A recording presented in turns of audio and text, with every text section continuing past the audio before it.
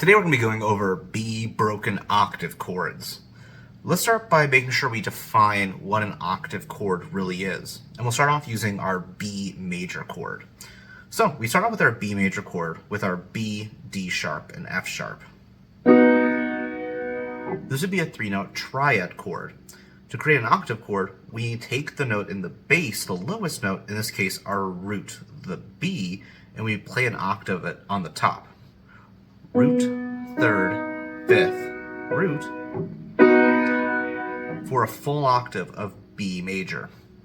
Now we can also take that in first inversion. So I've got my B major first inversion with my D sharp, F sharp, B, my third, fifth, root.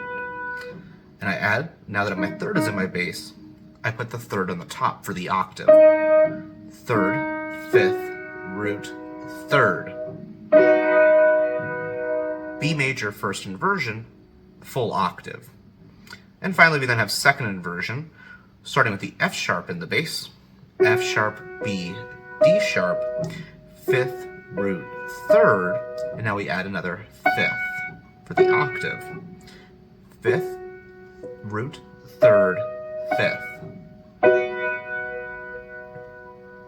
Right now these are being blocked, broken.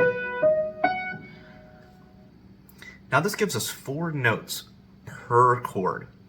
And so we'll do a small demonstration hearing these 4 notes per grouping. 1, 2, 3, 4, 1, 2, 3, 4.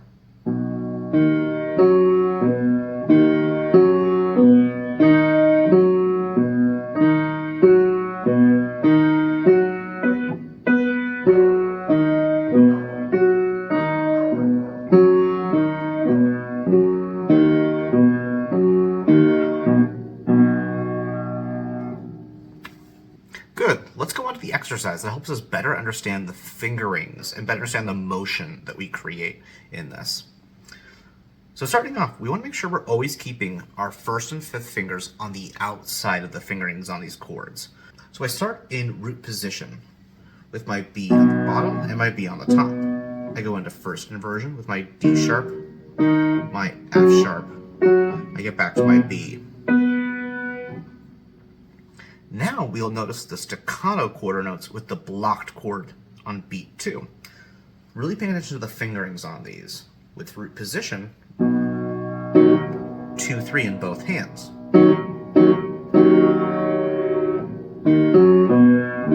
Now we get to first inversion, we'll notice the 2, 4 in both hands. Here's the one we have to watch out for. We'll notice we have our second inversion, and we've got 2, 4 in the right hand with 2, 3 in the left hand. 2,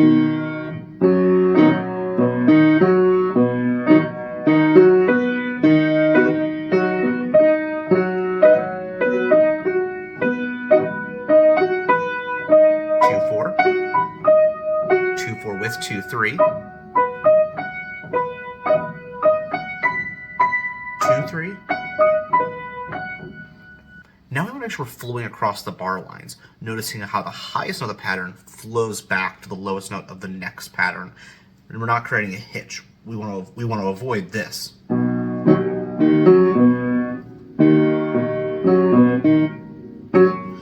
Instead,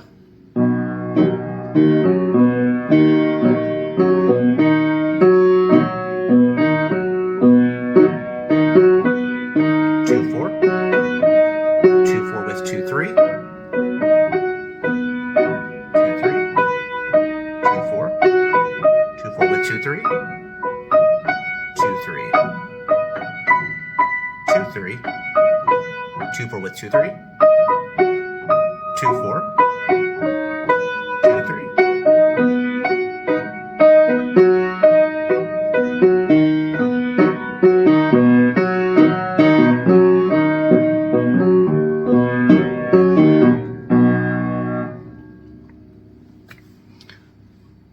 Now let's go over some of the specific technique we use when we play the full broken chord pattern evenly with 16th notes.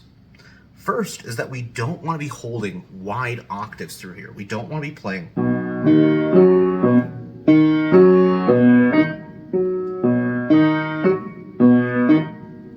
much tension, it's not going to be able to go at a faster velocity and move freely. The majority of this exercise is spent at the expansion of a sixth, with only the root position being the fifth. And so that's really doesn't require big hands. Over here, well, notice my hands are basically just a sixth. You'll notice when I start this off, my highest fingers are just sitting around the G sharp at this point. And as I move in a line, that top note, by the time I get to the F sharp, is naturally sitting on the next B, which means that when I have that sixth below, I'm already on the D sharp.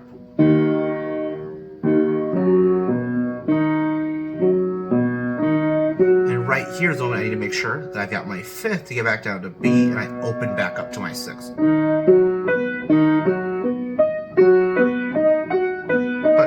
I'm not ever reaching the full octave.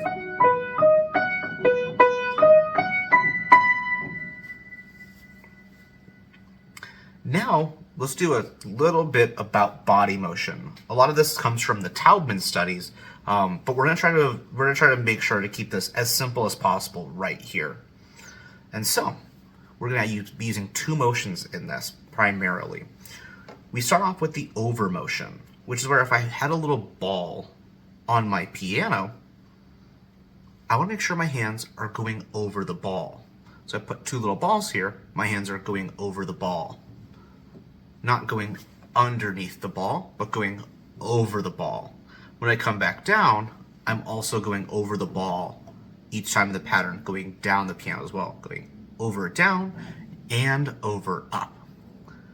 The second motion is the turning motion, where we use our forearms to turn the hands side to side. And so we can feel this if we take a key in each hand, putting it inside the lock, we turn our lock down, we turn our lock up, we turn our lock down, we turn our lock up. This is going to be happening where we'll be going over the hill and turning it back down, over the hill and turning it down, over the hill and turning it down. For the ascending pattern, we go descending, we go over the hill, turning it up, over the hill, turning it up, over the hill and turning it back up again. Over, turn over, turn over, turn over, turn over, turn over, turn over, turn over, turn over, turn over, over, turn over, turn over, turn over, turn over, turn over, turn over, turn over. Here is a great video on the third movement of the Moonlight Sonata that features broken octave chords, and they go much more in depth with a Taubman specialist over these motions, and even more about how we get inside the black keys, much greater detail about how we properly move our body through this. Now we're going to go to B minor triads. We'll skip through a little bit of the full definitions. If you need them, you can go back to the B major where we go much more in depth on this.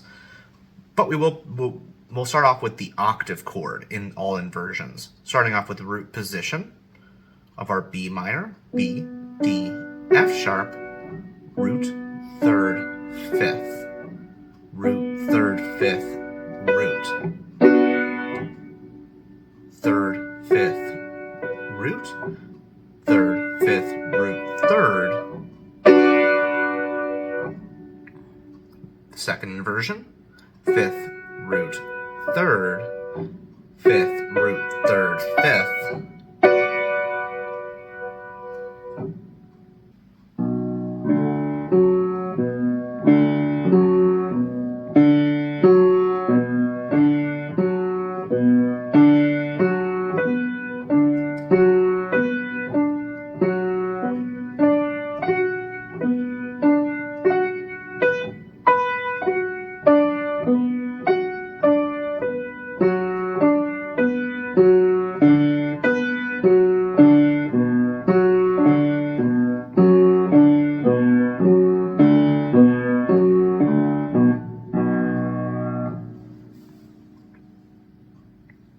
Good. In this exercise, we make sure to always keep the 1s and the 5s on the outside for the lowest and the highest note, starting in our root position on the B, first inversion on the D, second inversion on the F sharp, and back to our root position on the B. Now going over the fingerings for the interior notes. The first one comes up in root position is the one we have to watch out for. As well as we'll have this 2-3 in the right hand with the 2-4 in the left hand. 2-3 with 2-4. First inversion, going to be our 2-4 in the middle. And our 2-3 in the middle of our second inversion. 2-3 with 2-4.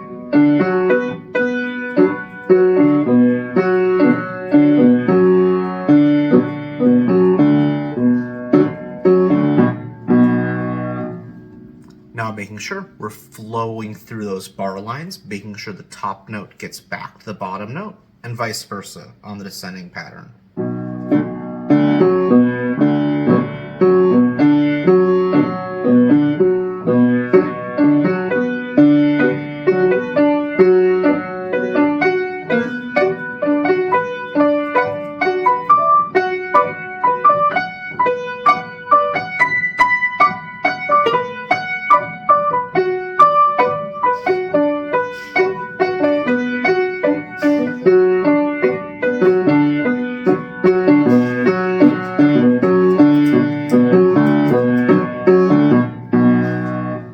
Now, as we go into playing the even broken octaves, just a reminder that we want to make sure our hands are mostly staying only expanded to a sixth, with the occasional contraction back to our fifth as we get from F sharp to B, not overexpanding and trying to hold octaves all the way throughout this.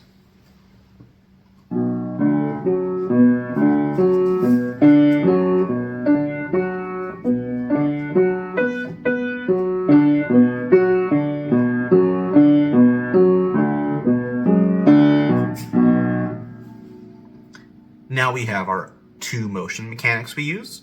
We have our over motion, where we place our ball on the piano. On the way up, we go over the ball going up. And on the way down, we would still go over the ball going down. We then grab our keys for our turning motion as we turn down the piano. And we turn up the piano. Turn down, turn up. Turn down, turn up.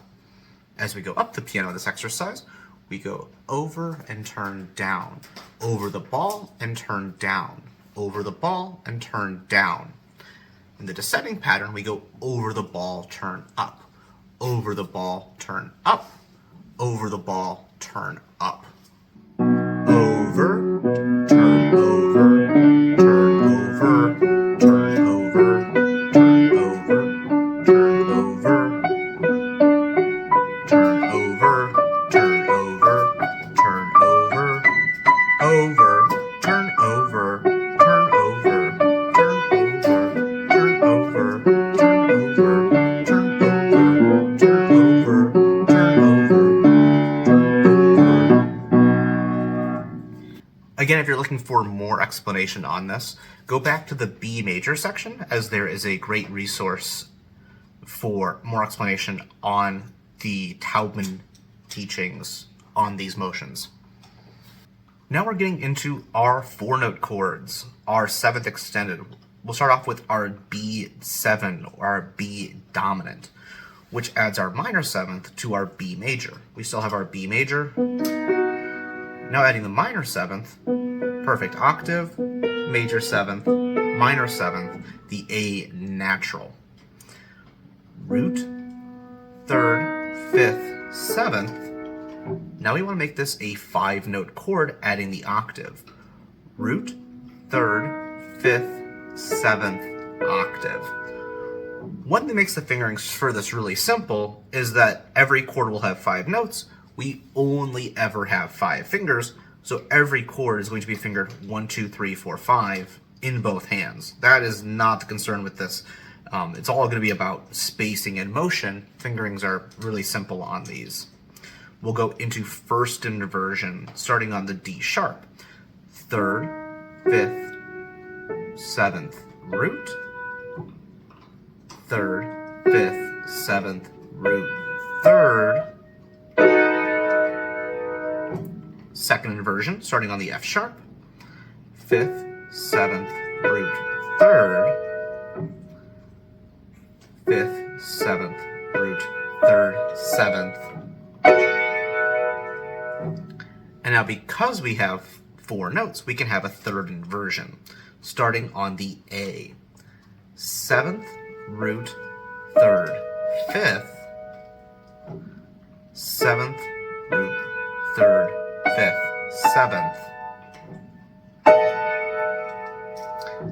As we get back to the B, we would be back to our root position. Now that we have 5 notes per chord, we will be dealing with quintuplet sounds as we play this. So, simplest way is to simply count to 5. 1, 2, 3, 4, 5, 1, 2, 3, 4, 5, 1, 2, 3, 4, 5, 1, 2, 3, 4, 5.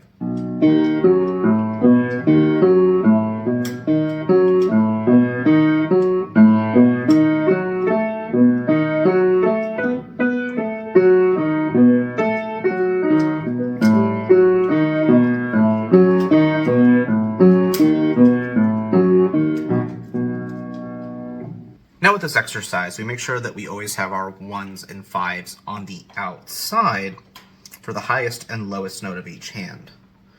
We have our root position, first inversion, second inversion, third inversion, and then back to our root position. Here, we don't have to put as much caution into the fingerings on these interior notes, as the interior notes will always be 2, 3, 4.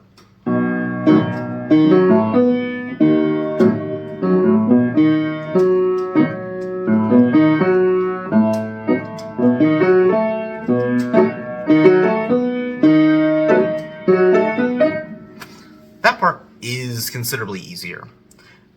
If your hands are a little bit too small and you can't reach all of these staccato notes, just playing the bottom 2 is enough to get the hand prepared to group in the next couple notes, so that way we have a preparation of the fingers going into every pattern.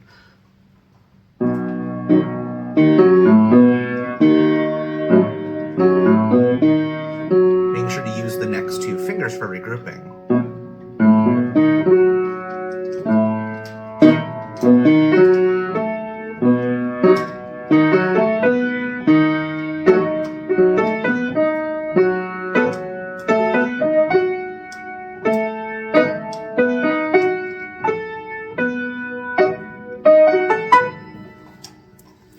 And you'll still get the benefit of this practice, preparing the next 2 fingers of the pattern. Still making sure that we're flowing across these bar lines. That way we know how the top note flows into the next inversion. There we go, flowing into my D sharp. There we go, flowing into the F sharp. There we go, I got into my A. And the A, getting back to the B. Now as we look to play these evenly, we do have a bit of a wider expansion, of course. Now rather than the general expansion being a 6th, we mostly spend the time in our hands expanded to the 7th in this. But we still don't want to concern ourselves with having our hands overly expanded to the octave at the entire time, which is why it wasn't that important to play all 3 notes in those blocked groups, as we just want to promote the hands being slightly more open and being prepared for the next 1 or 2 notes as we move through the shape of these.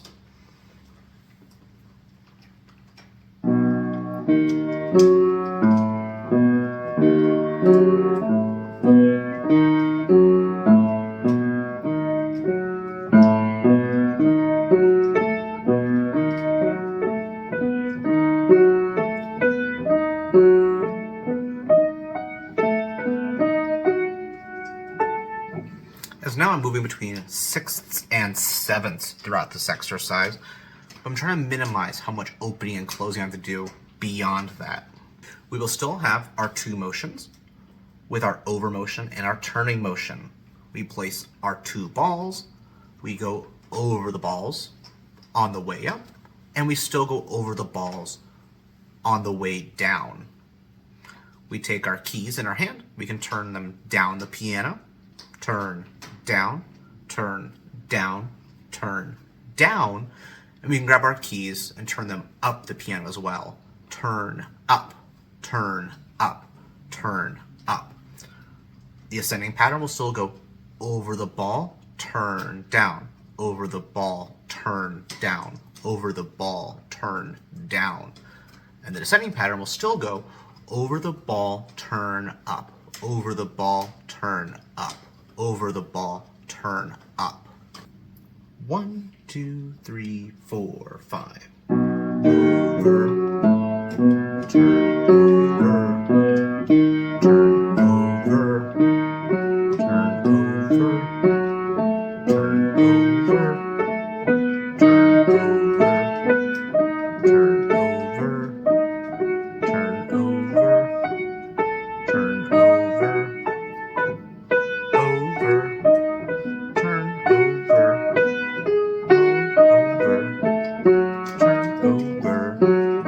turn, over, turn, over, turn, over, and last, we'll be going over our B diminished seventh. Once again, a 4-note chord. Now that takes our B diminished chord, B natural, D natural, F natural, root, third, fifth, and adds the diminished seventh. We have our perfect octave, our major seventh, our minor seventh, and our diminished seventh, our A flat. Root, third, fifth, seventh. Now to make it to a full octave chord, root, third, fifth, seventh, root. Our first inversion, third, fifth, seventh, root, third, fifth, seventh, root, third. Second inversion, fifth, seventh, root, third, fifth, seventh, root, third, fifth, and then our third inversion. Since we have a 4-note chord, we can have 3 inversions. Seventh, root, third, fifth, seventh, root, third, fifth, seventh. Since we have 5 notes per group, we'll be playing this in quintuplets, counting to 5 to feel these groups of 5. 1, 2, 3, 4, 5. 1, 2, 3, 4, 5. 1, 2, 3, 4, 5.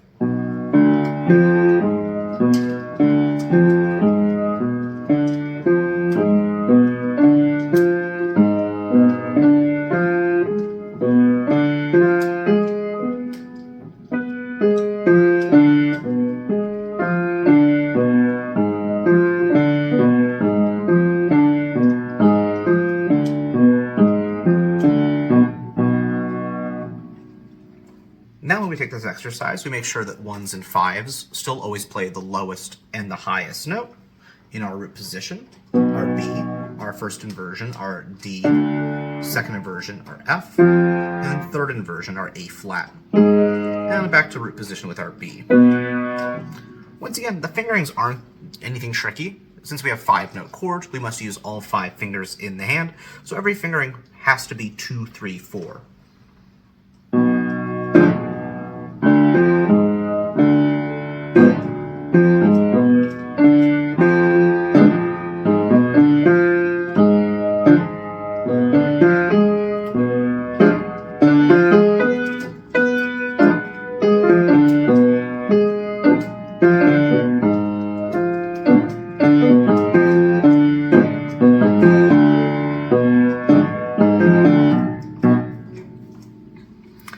Making sure to still have that flow across the bar line so we can get used to knowing how each inversion flows into the next.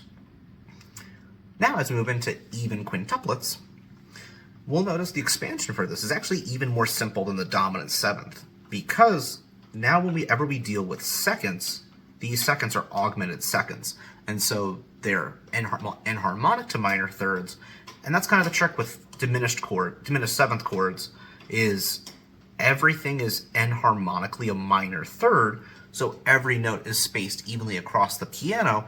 We have one of the most even groupings for the hand as we move side to side across the piano. The hand should be able to stay very relaxed inside its expansion of a sixth. We will still have the over motion. We take our balls. On the way up, we go over the ball. We go over the ball. And on the way down, we still go over the ball on the way down, over the ball on the way down. We have our turning motion from the forearms, where we grab our key and turn down. Turn, down, turn, down. We also have our turning motion up the piano, grabbing the key and turning up, turn, up, turn, up. The ascending pattern, over the ball, turn, down, over the ball, turn, down, over the ball, turn, down, with the down motion being over the ball, turn, up, over the ball, turn, up, over the ball, turn, up. Over, turn, over, turn, over, turn, over, turn, over, turn, over, turn, over, over, turn,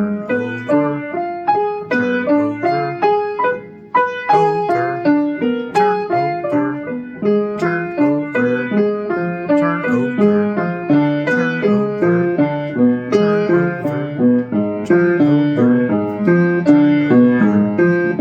turn, over. Happy practicing.